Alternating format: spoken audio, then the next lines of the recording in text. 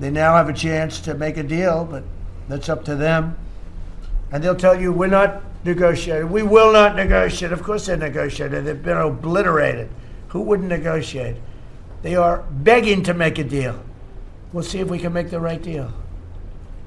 And if they make the right deal, then the Strait will open up. Hormuz Strait will open up. Iran is openly threatening Donald Trump, even as the U.S. president keeps pushing for a possible peace deal.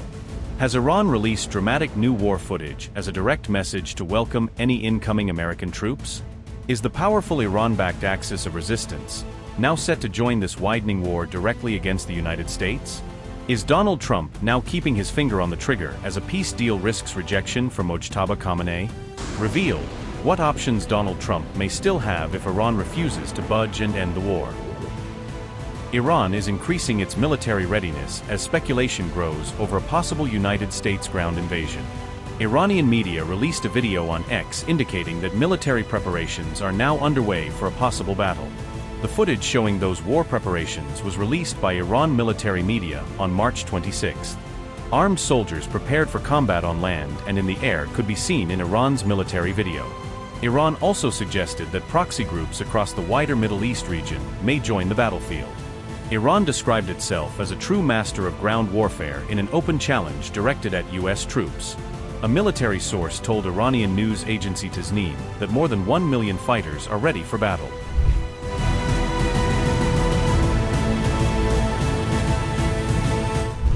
Iran's open warning to Donald Trump comes amid reports that the United States is considering a ground invasion.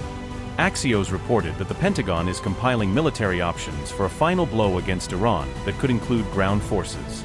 2 U.S. officials told Axios that a large-scale bombing campaign inside Iran may also be under consideration.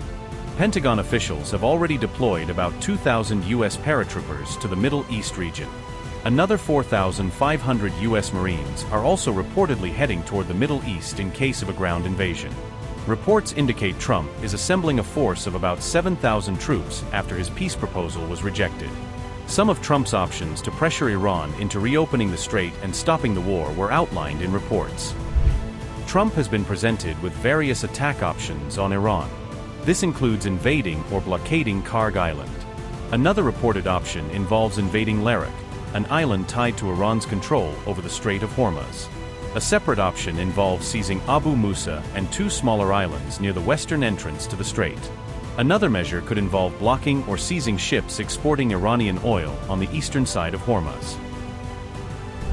Trump is reportedly prepared for a ground invasion if diplomatic efforts with Iran fail again.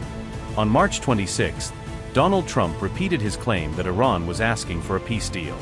Trump has not identified who the United States is negotiating with in Iran, referring only to a top person. Earlier reports said Iran had rejected Trump's 15-point peace plan as too excessive. We estimated it would take approximately 4 to 6 weeks to achieve our mission, and we're way ahead of schedule.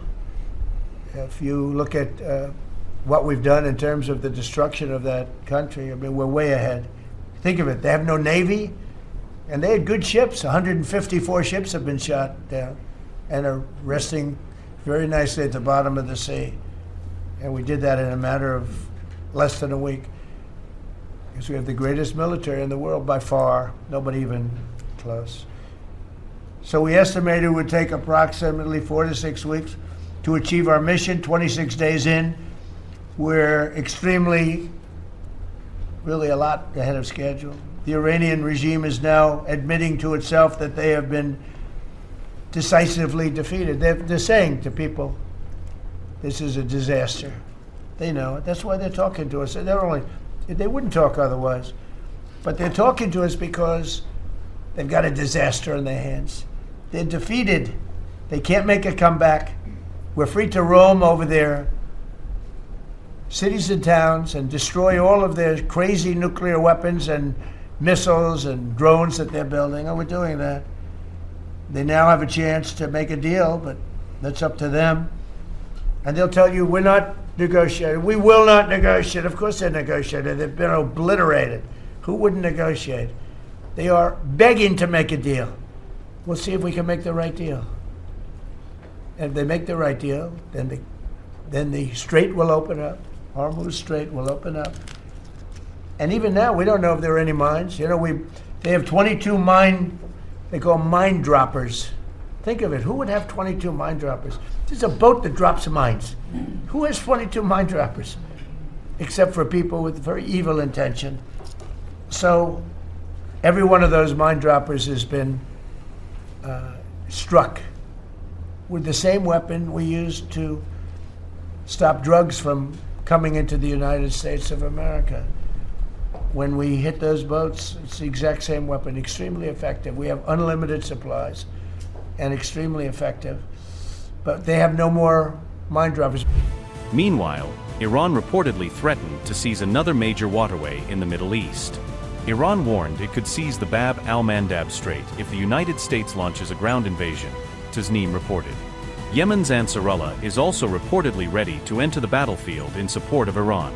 Ansarullah is said to be prepared to exercise control over the strategic Bab al-Mandab Strait.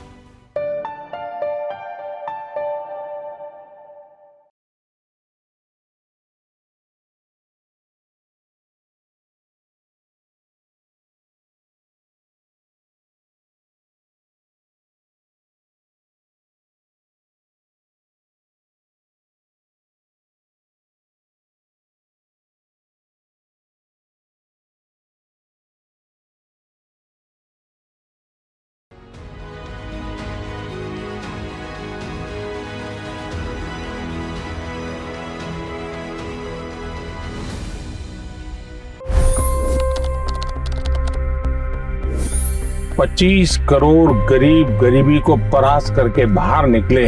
For the good of our nation, let's work together and let's truly make America great again. The fastest news breaks. Requested PM saying that look, you will have to speak to Putin and to Zelensky. The biggest newsmakers. The relationship with India is probably the most important bilateral relationship the U.S. will have for the rest of this century. The capital delivered quite an election result today. Expert analysis.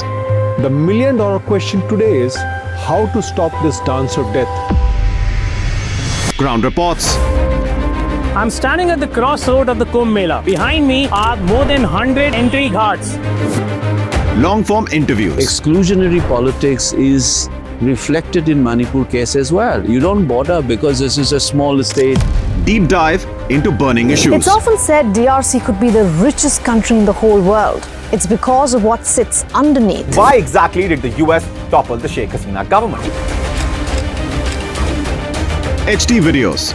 We don't just break news, we break it down.